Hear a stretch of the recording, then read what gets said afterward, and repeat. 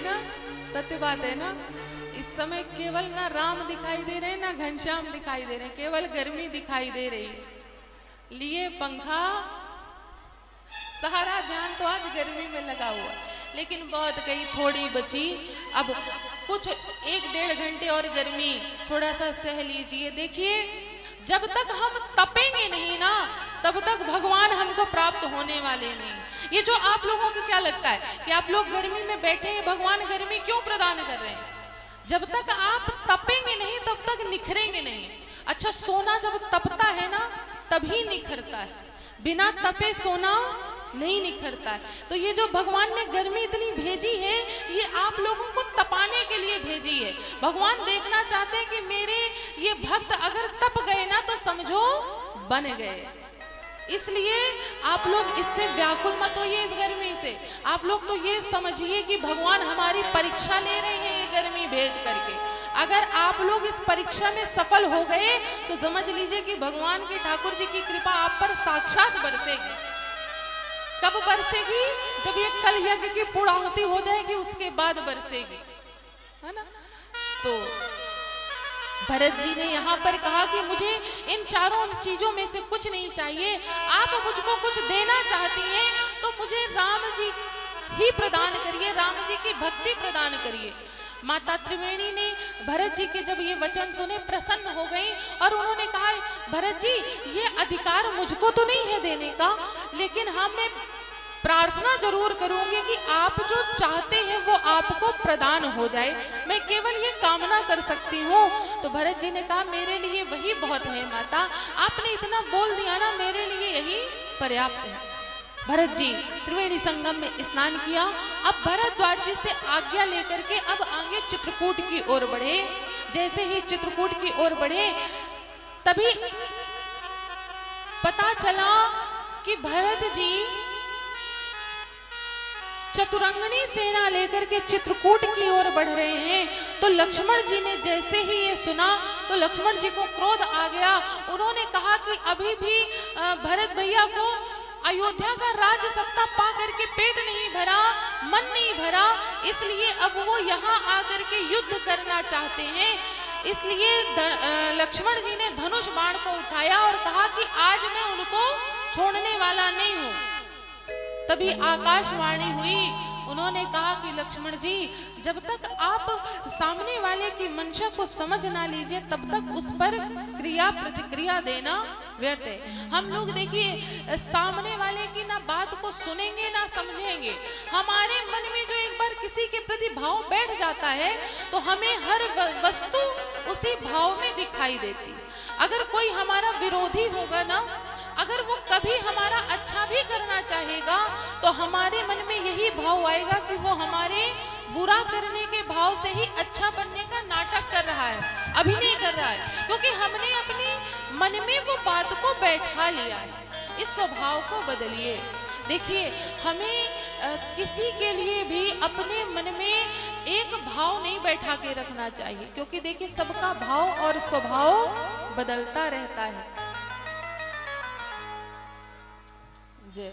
देखिए आज राम कथा सुनने के लिए छतरपुर से भी कुछ बच्चे आए हैं और हमारे निवाड़ी से कुछ लोग आए हुए हैं सुनने के लिए। झांसी निवाड़ी वहां से कुछ लोगों का पदार्पण हुआ है, छतरपुर से आए हुए। देखिए ठाकुर जी सबको अपनी कथा में बुला रहे हैं, भले चाहे जितनी गर्मी। तो अब भगवान जैसे ही राम जी को पता चला कि भरत जी आ रहे हैं और लक्ष्मण जी के मन में ऐसी शंका भरत जी को लेकर के हो गई है, तो राम जी ने कहा कि अब जब तक मुझसे लक्ष्मण नहीं कहेंगे कि भरत जी से मिलिए तब तक मैं भरत की ओर देखूंगा भी नहीं। भरत जी चित्रकूट में जहां राम जी निवास कर रहे थे कुटिया के सामने आए और राम जी पीठ करके कुटिया में खड़े हुए थे। भरत जी आए और कुटिया के बाहर ही साष्टांग दंडवत करके लेट गए और कहने लगे कि पाही नाथ कही पाही गोसाई, भूतल परे हूँ लकुट की नाई। पाही नाथ प्रभु मुझे क्षमा करो, प्रभु मुझे क्षमा करो, आप अपनी कृपा करो प्रभु। लेकिन राम जी यहाँ अभी भरत जी की ओर देखा भी नहीं, क्यों? क्योंकि लक्ष्मण जी ने अभी नहीं कहा है।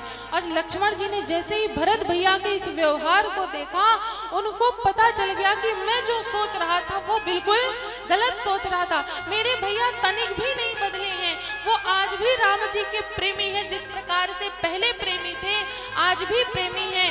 जैसे ही लक्ष्मण जी ने ये जाना, उन्होंने तुरंत भरत जी कहा राम जी से कि भैया भरत जी आए हैं, भरत भैया आए हैं। लक्ष्मण जी जितना बोल ही पाते कि भरत जी आए हैं, राम जी इतनी वेग से पलटे और भरत जी के सामने पहुंच गए कि किसी को पता नहीं चला। हाँ उठे राम सुनी प्रेम अधीरा, कहूँ पट कहूँ निशंग धनु तीरा, कहूँ पट कहूँ निशंग धनु तीरा।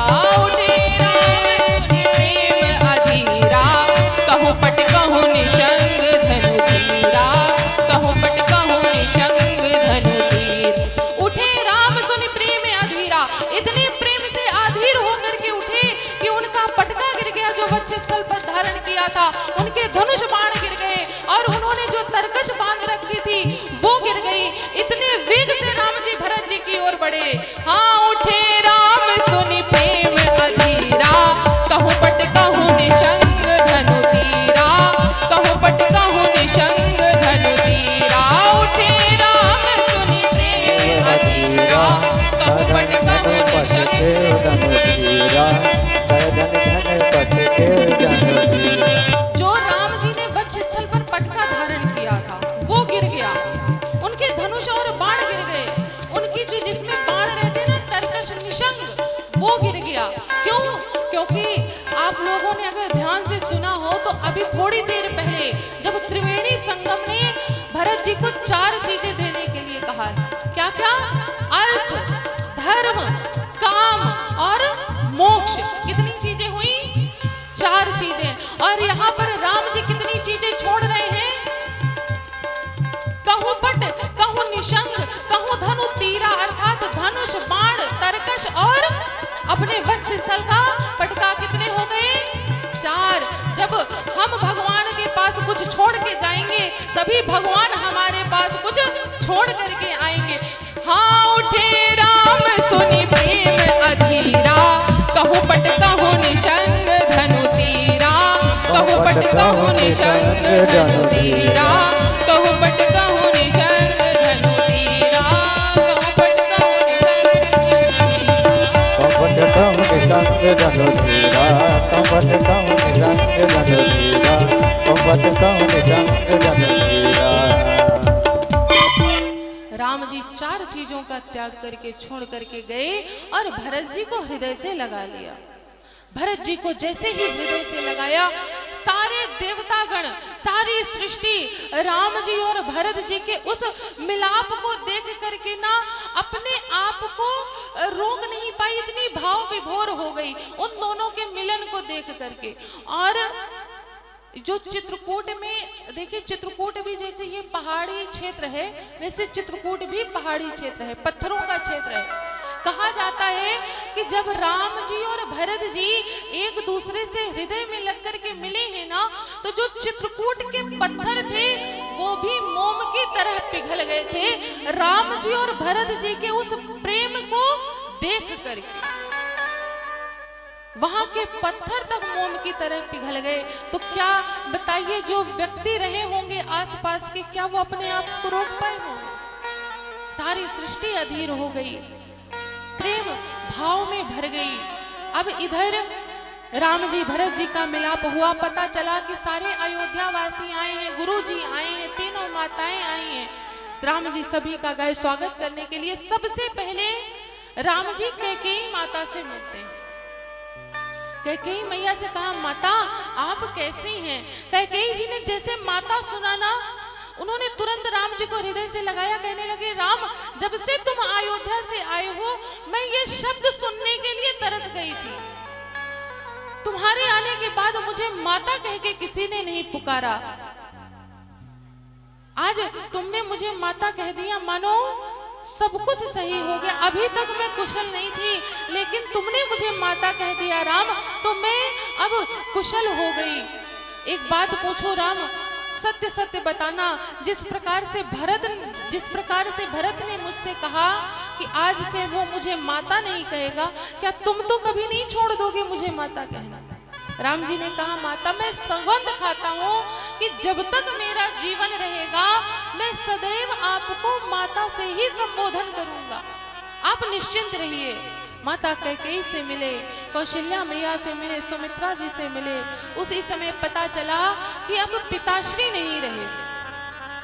जैसे पता चल गया कि पिताश्री नहीं रहे, उसी समय मानो ऐसा लगा कि दशरथ जी ने अभी अभी प्राणों का त्याग किया हो।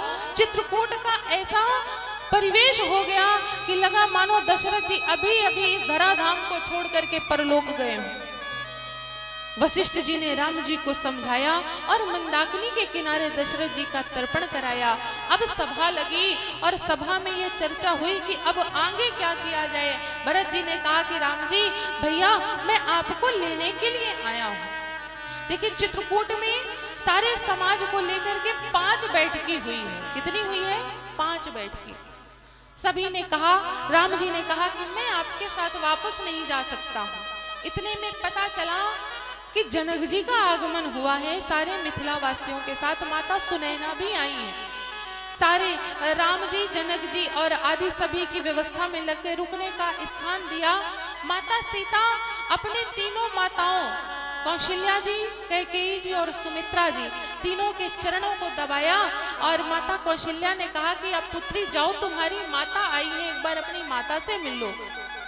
कैकेयी जी, सीता जी अब गई है माता सुनैना के पास और माता सुनैना और जनक जी ने अपनी पुत्री सीता जी को हृदय से लगाया और कहा कि आज हम धन्य हो गए तुम्हारी जैसी पुत्री पाकर के। तुमने हमारे वचनों का अनुसरण किया, इससे बड़ी और कोई बात नहीं हो सकती। तुमने अपना पातिव्रत्य धर्म निभाया है, आज मैं बहुत खुश हूँ। तुम जो राम के साथ वन आ गई ना, मैं बड़ा प्रसन्न हूँ। प्रशंसा करी। अब यहाँ पर कौशल्या जी सुनैना जी के पास आई और उन्होंने कहा कि आप जनक जी से कहिए कि वो राम जी को समझाएं और ऐसा समझाएं कि जिससे मेरे भरत का अहित ना हो। सभा लगी, जनक जी ने राम जी को समझाया, कहा। तब राम जी ने कहा कि पिताश्री अब मैं 14 वर्ष का वनवास काल पूर्ण कर ही वापस अयोध्या आऊंगा। जनक जी ने बहुत समझाया लेकिन राम जी मानने को तैयार नहीं हुए। तब आखिरी निर्णय भरत जी पर छोड़ा गया।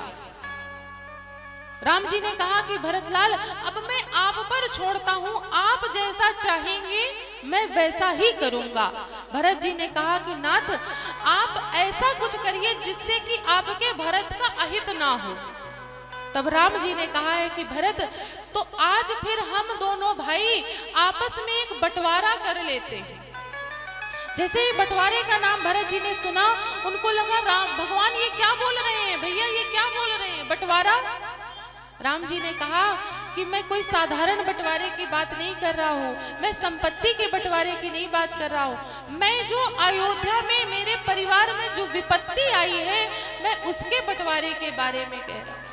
एक निवेदन करें, हमें कभी अपने जीवन में संपत्ति के बंटवारे के लिए नहीं लड़ना चाहिए। हमें सदैव अपने घर में आई विपत्ति के बारे में सोच करके आगे बढ़ना चाहिए।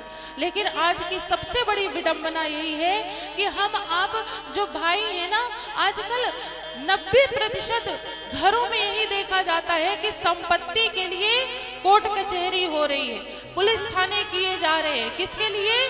केवल संपत्ति के लिए कि मुझको मिल जाए, मेरे भाई को ना मिले। इस व्यवहार को छोड़िए, इस व्यवहार को बदलिए, क्योंकि देखिए कोई साथ दे ना दे, विपत्ति पड़ने पर एक भाई ही साथ देता है। इसलिए कभी अपने जीवन में संपत्ति का बंटवारा मत करिए, सदैव अपने जीवन में विपत्ति का बंटवारा करिए। आज वही राम जी कह रहे हैं कि भरतलाल आज हम दोनों भाई अयोध्या में आई विपत्ति का बंटवारा करते हैं। भरत जी ने पूछा वो कैसे? राम जी ने कहा कि तुम 14 वर्षों तक अयोध्या की राजसत्ता को संभालो और मैं यहाँ पर 14 वर्षों का वनवास काल पूर्ण करके पुनः अयोध्या आकर के राज सिंहासन पर विराजमान हो जाऊंगा। भरत जी ने कहा कि आप ये सत्य कह रहे हैं नाथ। तब राम जी ने कहा मैं ये बात बिल्कुल सत्य कह रहा हूं भरत लाल।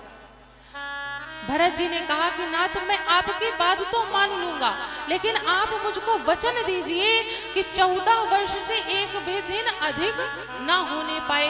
अगर एक दिन भी अधिक हो गया तो आप भरत को जीवित नहीं पाएंगे।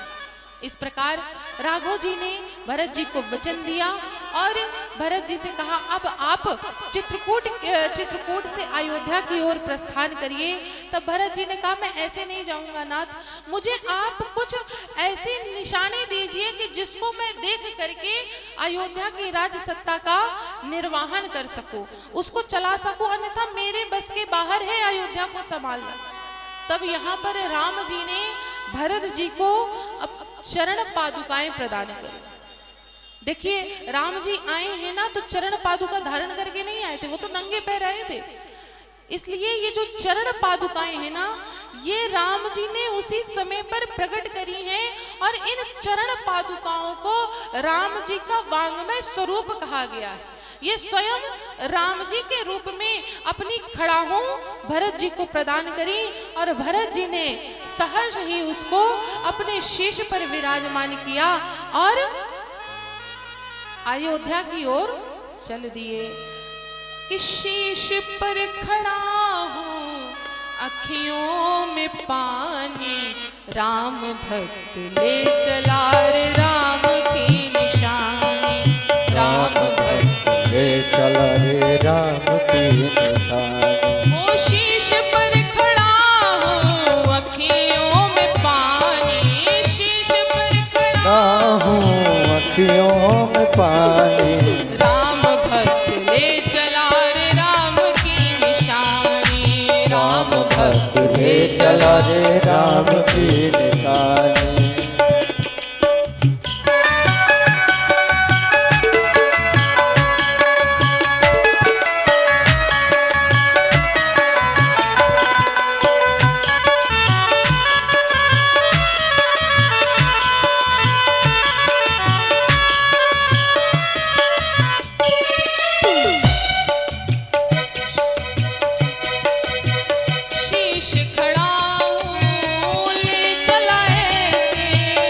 शीश खड़ा हो चल ऐसे, शीश खड़ा ले चला ऐसे, शीश खड़ा हो ले चल ऐसे। राम सिया जी संग हो जैसे, राम सिया जी संग हो जैसे, राम सिया जी संग हो जैसे, राम सिया जी संग हो जैसे। अब इनकी छाँव में रहेगी राजधानी, राम भक्त ले चला रे राम की निशानी, राम भक्त ले चला रे राम की निशानी।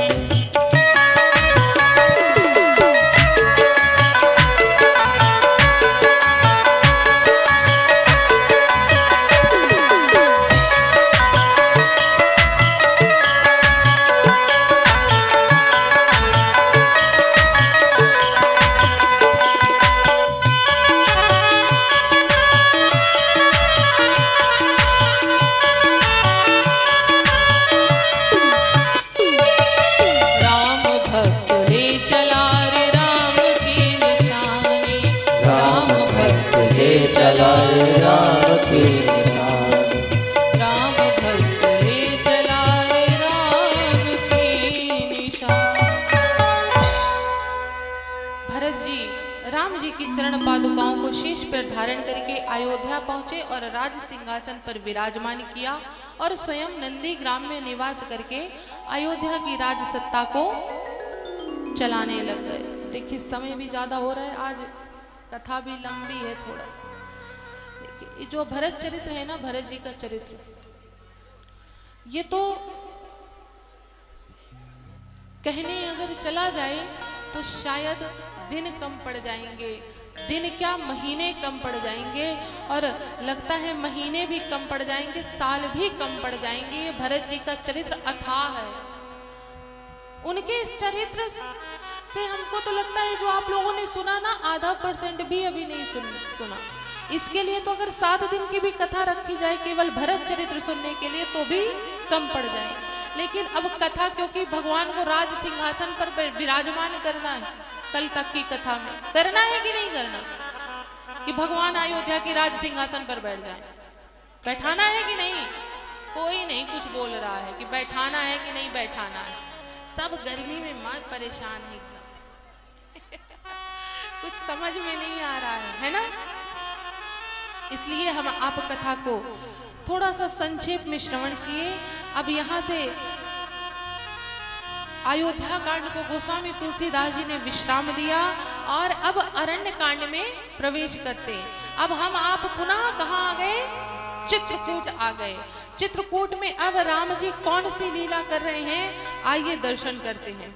हाँ, एक बार चुनी कुसुम सुहाए, एक बार सुने कुसुम सुहाए, हाँ एक बार चुनी कुसुम सुहाए, एक बार सुने कुसुम सुहाए, निज कर भूषण राम बनाए, निज कर भूषण राम बनाए, निज कर भूषण राम बनाए, निज कर भूषण राम बनाए।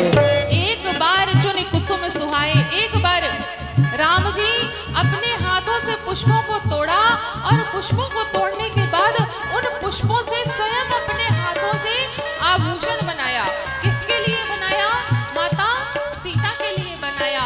और केवल बनाया ही नहीं, हाँ सीता ही पहिराए प्रभु सादर, सीता ही पहिराए प्रभु सादर, सीता ही पहिराए प्रभु सादर, सीता ही पहिराए प्रभु सादर, कर बैठे फटक शिला पर मादर, बैठे फटक शिला पर मादर, बैठे फटक शिला पर मादर, बैठे फटक शिला पर मादर। उन आभूषणों को राम जी ने केवल बनाया ही नहीं, उनको अपने हाथों से माता सीता को पहनाया। जब राम जी ये लीला कर रहे थे उसी समय पर आकाश मार्ग से देवराज इंद्र का पुत्र जयंत ने ये भगवान की ये लीला को देखा और उसके मन में भगवान को लेकर के संदेह आ गया, शंका आ गई। उसको लगा क्या ये वही पराक्रमी ब्रह्म है जो निर्गुण रूप से सगुण रूप में आए हैं? अगर ये ब्रह्म होते तो ऐसे मायावी लोगों की तरह व्यवहार न करते कि अपनी पत्नी के लिए आभूषण बनाते और उसको अपने हाथ से पहनाते। ये ब्रह्म नहीं है। अगर ये ब्रह्म है तो आज मैं इनके पराक्रम की परीक्षा लूंगा। हाँ, सुरपति सुत धरी वायस वेशा, सुरपति सुर धरि वायस वेशा, सुरपति सुर धरी वायस वेशा, सुरपति सुर धरि वायस वेशा, 60 चाहत रघुपति बल देखा, चाहत रघुपति बलि देखा, 60 चाहत रघुपति बल देखा, चाहत रघुपति बलि देखा। अगर ये ब्रह्म है तो मैं इनकी परीक्षा लूंगा। और जयंत चल दिया भगवान की परीक्षा लेने के लिए। किसकी? बल की परीक्षा लेने के लिए। और उसने कौवे का रूप धारण किया और पहुंच गया कहाँ? चित्रकूट में स्फटिक शिला में, जहां पर राम जी और सीता जी ये लीला कर रहे थे। पहुंचा और क्या किया? हाँ, सीता चरण चोच हत भागा, सीता चरण चोच हत भागा, सीता चरण चोच हत भागा, सीता चरण चोच हत भागा, मूढ़ मत मति कारण कागा, मूढ़ मत मति कारण कागा,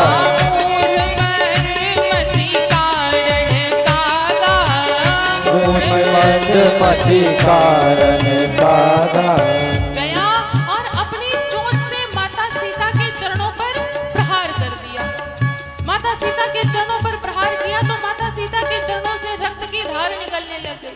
जब रक्त की धार निकलने लगी तो राम जी ने देखा और उन्होंने तुरंत जयंत को भागते हुए देख लिया। राम जी समझ गए कि ये कोई साधारण कौवा नहीं है, ये देवराज इंद्र का पुत्र है जयंत, और ये मेरी बल की परीक्षा ले आया है, तो आज मैं इसको अपने बल की परीक्षा दे ही देता हूँ। उन्होंने क्या किया कि जिस तिनके से माता के लिए आभूषण बना रहे थे, जिसमें पिरो रहे थे, उसी तिनके से एक बाण बनाया और एक धनुष बना करके जयंत के पीछे छोड़ दिया।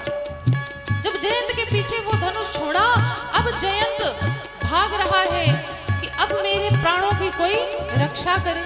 सबसे पहले अपने पिता के यहाँ गया, देवराज इंद्र का दरवाजा खटखटाया, कहा पिताश्री बचाइए।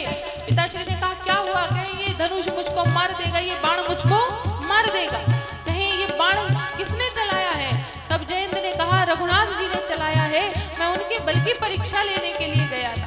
देवराज इंद्र ने कहा कि अब तुम परीक्षा लेने गए हो ना, तो अब तुम ही जानो, मैं नहीं जानता। और देवराज इंद्र ने गेट बंद कर लिए। सारी सृष्टि में जयंत घूमा, ब्रह्मा जी के पास गया, शिव जी के पास गया, सबके पास गया, लेकिन जयंत की रक्षा करने वाला कोई नहीं मिला। सब जगह से जयंत हार गया। जब जयंत हार गया, भाग रहा है जयंत, उसी समय पर आकाश मार्ग से कौन चला आ रहा था? हाँ, नारद देखा विकल जयंता, नारद देखा विकल जयंता, नारद देखा विकल जयंता, नारद देखा विकल जयंता, लागी दया कोमल चित संता, लागी दया कोमल चित चंदा, लागी दया कोमल चित संता, लागी दया कोमल चित चंदा। आकाश मार्ग से नारद जी चले आ रहे थे, नारायण नारायण करते हुए। जयंत को देखा, जयंत ने कहा मुनि मुझे बचा लीजिए। नारद जी ने कहा क्या हुआ? कहीं ये राम जी का बाण मेरे पीछे लगा हुआ है, ये मेरे प्राण ले लेगा। नारद जी ने कहा तुमसे बड़ा मूर्ख मैंने आज तक नहीं देखा। एक बात बताओ, अगर इस बाण को मारना होता ना, तो जब तुम अपने पिता के यहाँ रुके तब मार देता, ब्रह्मलोक गए तब मार देता, लेकिन तुमने शायद ध्यान नहीं दिया कि जब तुम रुक जाते हो तो वो बाण भी रुक जाता है। तुम किस लिए गए थे? परीक्षा लेने के लिए ना भगवान की, बल की परीक्षा लेने के लिए गए थे। तो ये भगवान ने तुम्हें मारने के लिए बाण नहीं छोड़ा है, ये अपने बल की परीक्षा दी है भगवान ने। जयंत ने कहा कि नाथ अब इस बाण से मुझको आप ही बचा सकते हैं।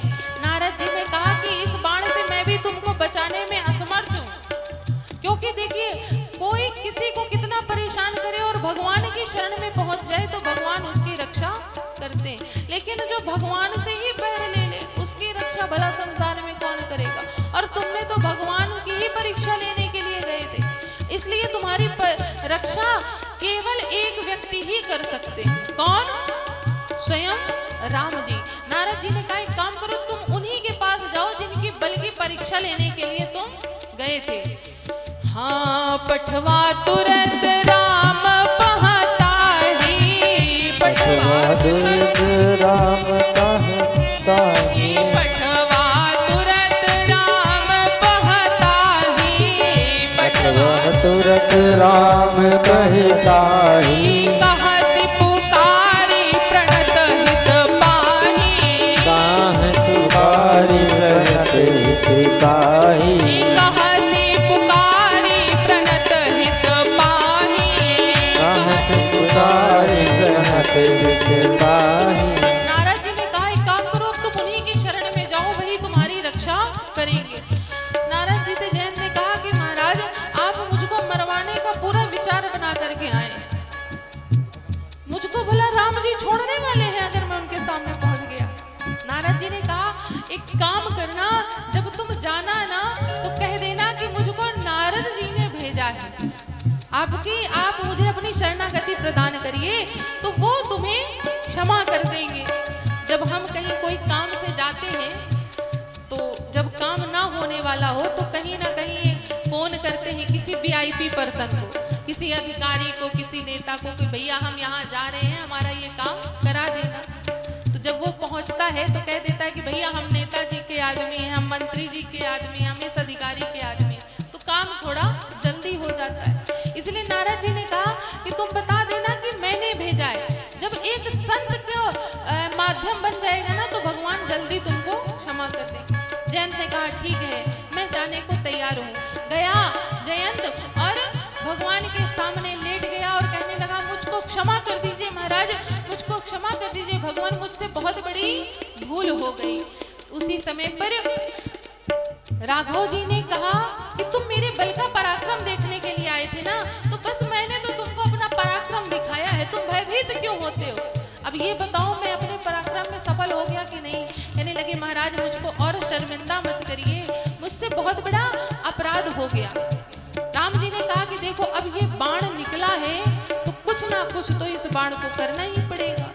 तब राम जी ने यहाँ पर क्या किया?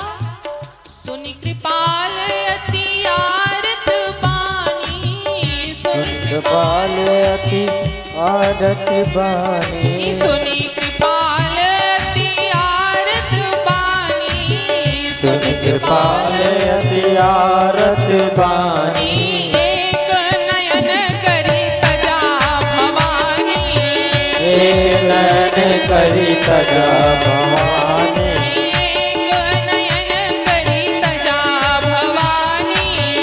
एक नयन करी तजा भवानी। सुनि कृपाल अति आरत बानी, एक नयन करी तजा भवानी। राम जी ने यहाँ पर जयंत की एक आंख पर उस बाण का प्रहार किया जिससे कि जयंत की एक आंख फूट गई और एक आंख ही बची।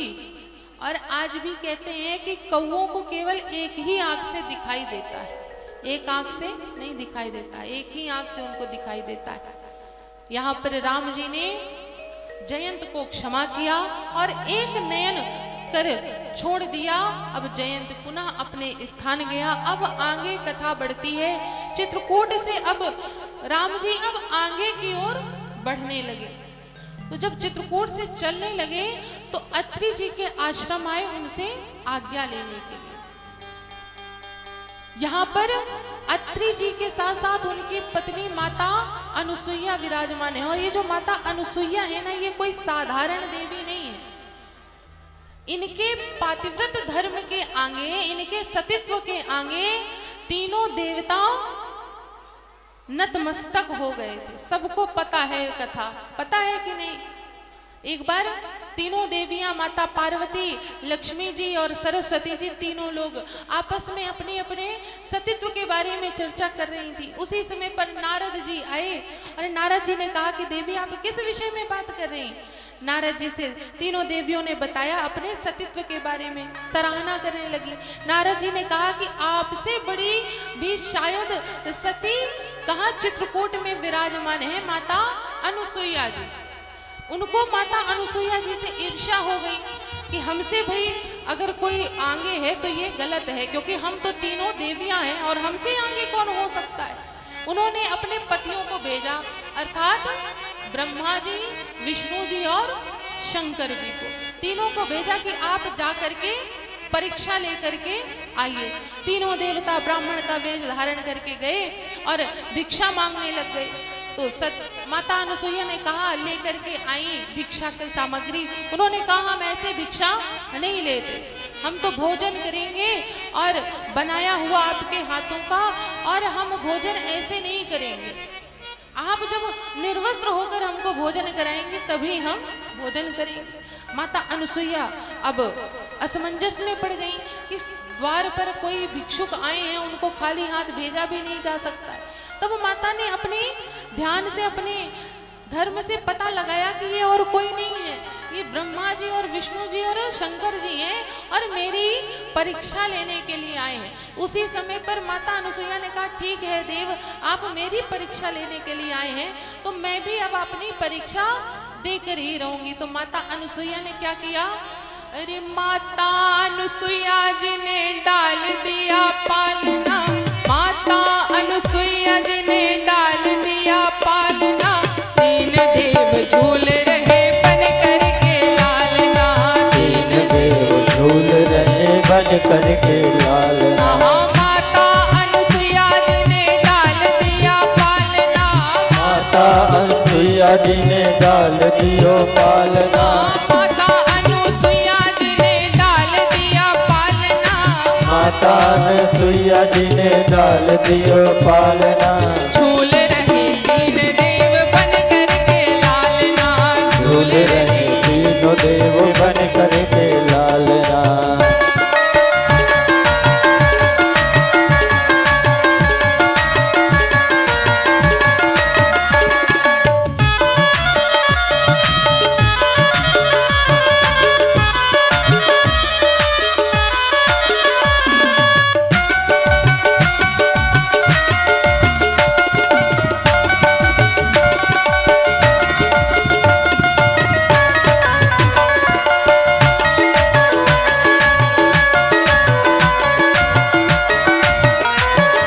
पालक की भांति प्रभु रुदन मचावे, ब्रह्मा और भोले से संकेत में बतावे, बालक के भांति प्रभु रुदन मचावे, ब्रह्मा और भोले से संकेत बतावे।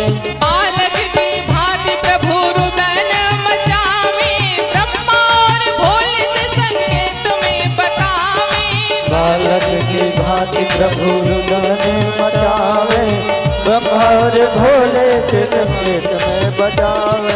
लेने आए भेद यहाँ गली कोई डालना, लेने आए भेद यहाँ गली कोई डालना, लेने आए भेद यहाँ गली कोई डालना, लेने आए भेद यहाँ गली नहीं डालना। झूल रहे तीन देव बन करके लालना, झूल रहे तीनों देव बन करके लालना।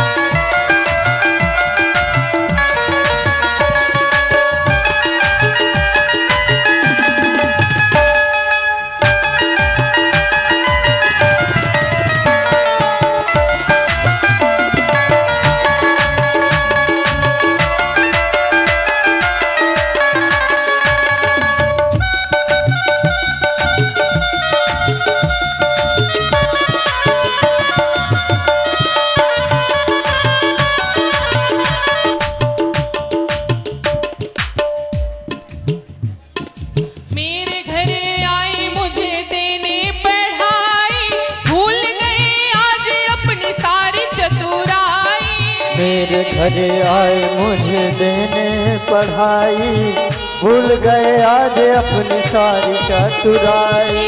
मेरे घर आए मुझे देने पढ़ाई, भूल गए आज अपनी सारी चतुराई, मेरे घर आए मुझे देने पढ़ाई, भूल गए आज अपनी सारी चतुराई। भारत की देवियों से हुआ आज सामना, भारत की देवियों से हुआ आज सामना। झूल रहे तीन देव बन करके लालना, झूल रहे तीनों देव बन कर